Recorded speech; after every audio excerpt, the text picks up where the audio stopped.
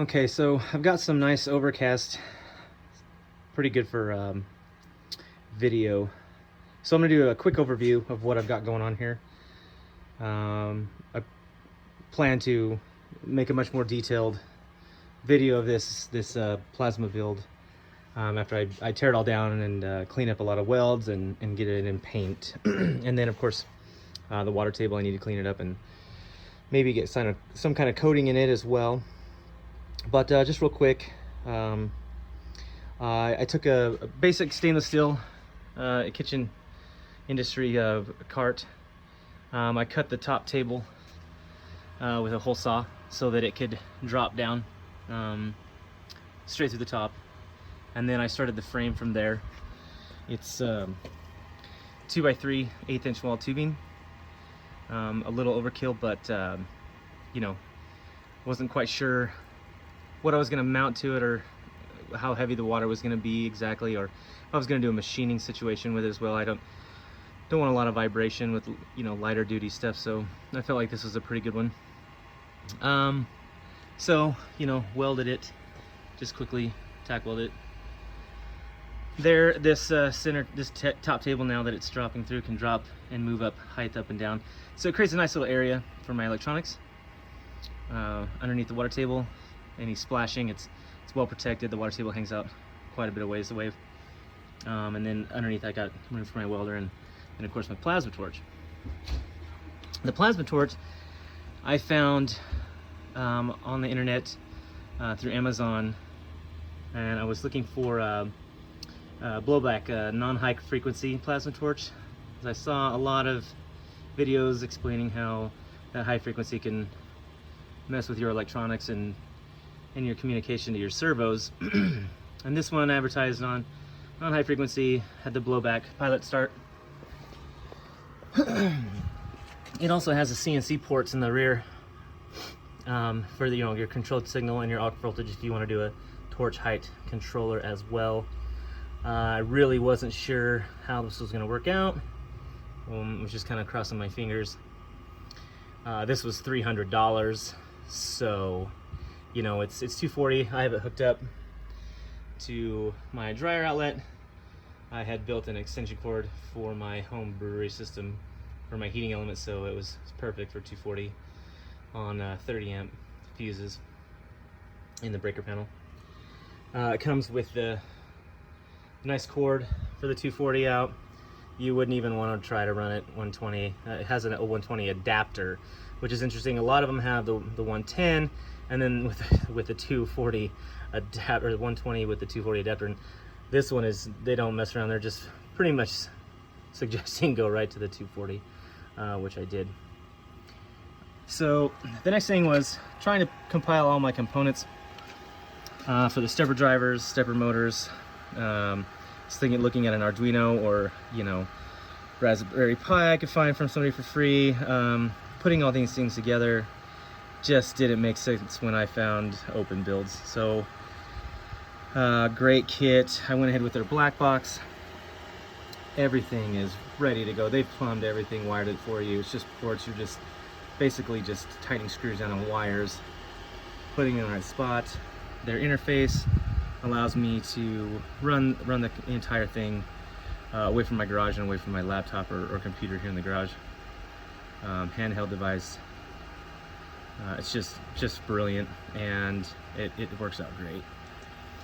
So then you're just running wire. Let's get right to the portion that I designed. I wanted something that hid the transmission inside the frame itself, and I wanted something a little heavier duty. So I wanted some ball screws rather than a lead screw. These are ball screws. Really cheap Chinese situation for the guideways.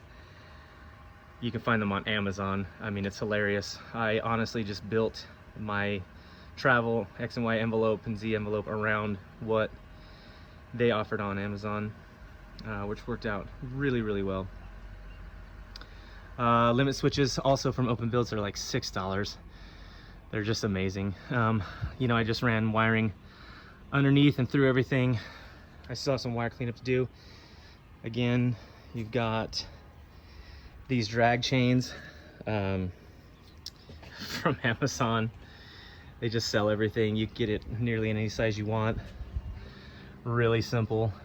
Even ran my plasma torch through my drag chain.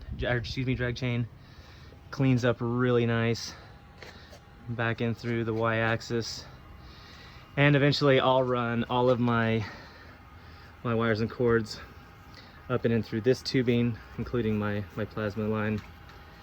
And then I'll probably just drill a hole somewhere in the middle, underneath, and then have it come cleanly out so I can clean up some of this. But still. Now I mounted these limit switches, not for a homing situation. They're just, you know, I don't want to destroy my transmission and my stepper motors if I were to crash or overrun. It happens. Even the best CNC operators crash. Just the way it is. Table was simple. 1.5 by 1/8 inch slats. They're like $2 a piece. Just have them sheared, or you can cut them yourself. Doesn't matter. Mounted the stepper motors at the end through the rails. Pretty simple interface. Found these extrusions on Amazon. Again, they're really cool. Closed around on 3 sides. You can get them in different widths. I had to customize my thicknesses based on my build, my application. Couplers inside. Everything's tucked away, as you can see.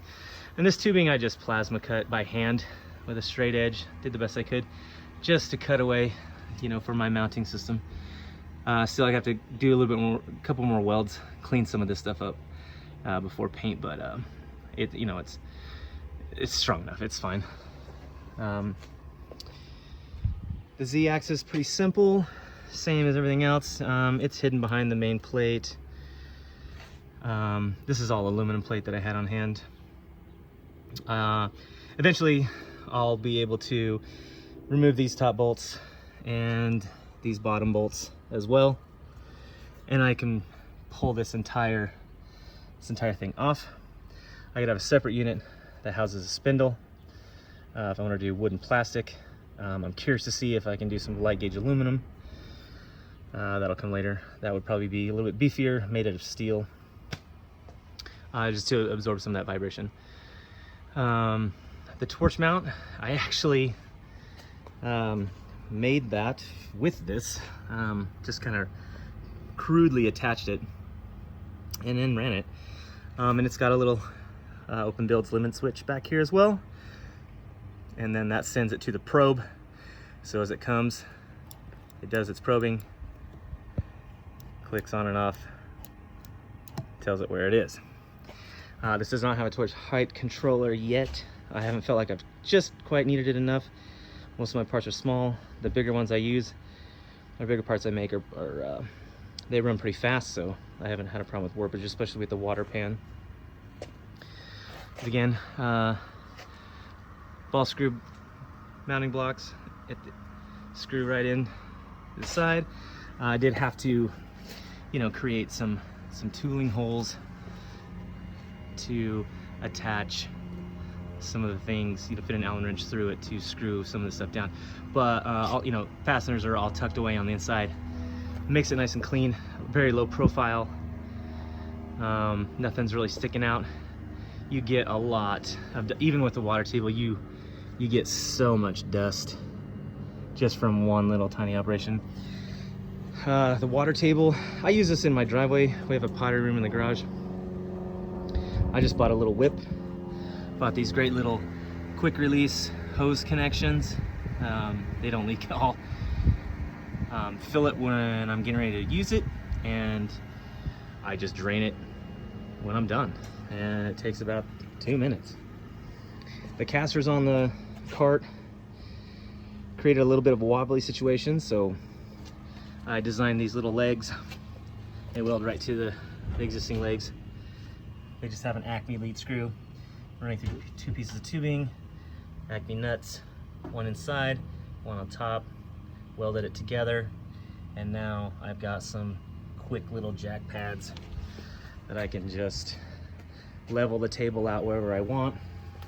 isolate it from the casters so it's not wobbly when the axis change directions. And it works great. Keeps the water level in the water pan level. And yeah, anyway, fantastic. I'll just do a quick jog with the interface, give you kind of an idea.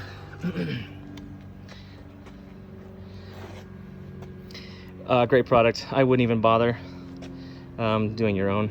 It's just, I mean, you can't even do it for the money. These guys have already got it done so clean. It's just great.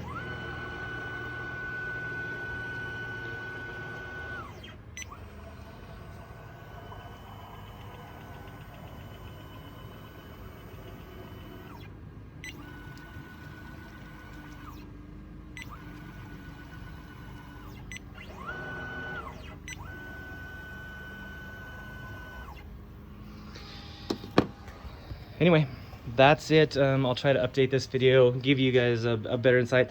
I've got time-lapse videos of the entire build, so you can see all the little parts and components individually. I built this entire thing with a little drill press, my welder, of course my plasma torch, angle grinder. That's really all I have, and did it under 2 months. I have a full-time job, so it was done at nights and on weekends. So it's not hard to do, you know, if you're pretty handy with materials like metal. But I'm trying to think if there's anything else I've left out at all. Oh, you know, just a quick, you know, estimate. I came in under $1,800. And I mean, I'm talking, I bought everything in retail price. The bolts, all, you know, the fasteners. The only thing is I got help on were like, I have, you know, I've been a machinist for 25 years. I got friends that are still in the industry that, you know, supplied me with taps and specialty, you know, tiny tooling like that. Legitimately, it was just like taps and special drills that, you know, I wanted a quality situation for. Other than that, you know, local steel supplier, paid the same as anybody else would off the street. Openbuilds, you know, went to their website, got all their stuff. Shipping was pretty good. Yeah, pretty legitimate pricing for such a cool machine. So anyway, thanks. You know, like and subscribe, blah blah blah.